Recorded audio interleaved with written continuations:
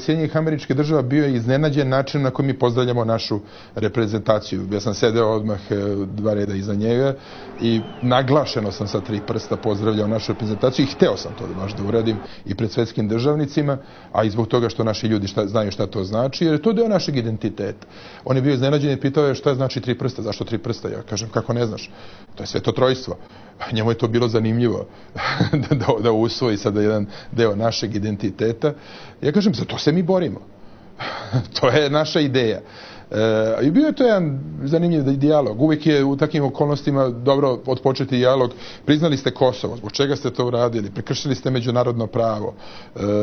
Onda on meni odgovori da je to kao za njih realnost politike, ali svako brine o svojim interesima. Borimo se za svoje interese. Prilika je i ovakva jedna manifestacija da pokažemo naše pozicije, da pokažemo šta je naša pozicija i naš stav, da oni pokažu svoj stav, pa da se nadmećemo na neki način i da pokušamo da nađemo neki zajednički jezik.